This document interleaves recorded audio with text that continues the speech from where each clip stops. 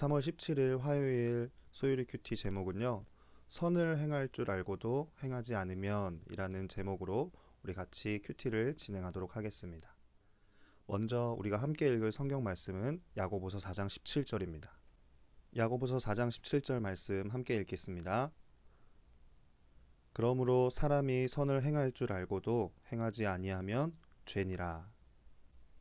네, 저희는 계속해서 웨스트민스터 소유리 문답 제14문 죄가 무엇입니까? 하는 질문에 대한 답으로 함께 큐티를 나누고 있습니다.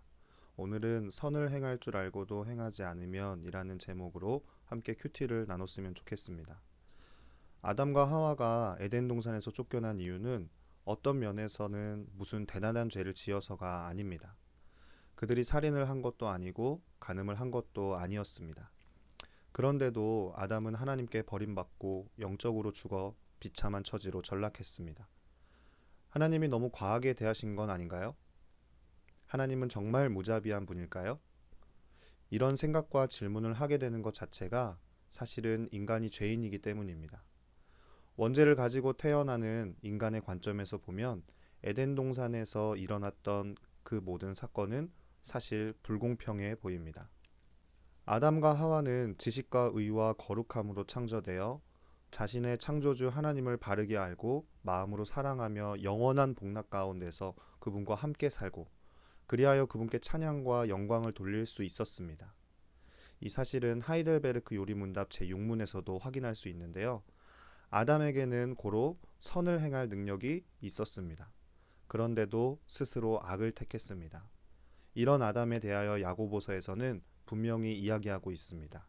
사람이 선을 행할 줄 알고도 행하지 아니하면 죄니라. 아멘. 아담이 생명 언약을 어김으로써 죽음에 이르는 벌을 받고 비참한 죄인의 상태에 빠지게 된 것은 당연한 결과입니다. 사람이 생각하는 죄와 하나님이 생각하는 죄는 완전히 다릅니다. 사람은 선을 행할 줄 알고도 하나님께 죄를 지어 타락하게 되고 만 것입니다. 네, 그러면 오늘 우리에게 주어진 웨스트민스터 소유리 문답에 있는 제14문 죄가 무엇입니까? 하는 질문에 저희는 답을 내릴 수 있습니다. 그 답은 죄는 하나님의 율법을 조금이라도 부족하게 지키거나 그 법을 어기는 것입니다. 오늘 함께 묵상한 것을 가지고 우리가 두 가지 질문을 알아볼 텐데요. 첫 번째 질문은요. 아담이 지은 죄가 에덴 동산에서 쫓겨날 정도로 큰가요? 하는 질문에 우리가 답을 달 수 있어야 합니다. 아담이 지은 죄가 에덴 동산에서 쫓겨날 정도로 큰 죄였을까요? 그것은 우리가 앞서 본문을 묵상했듯이 인간은 죄인입니다.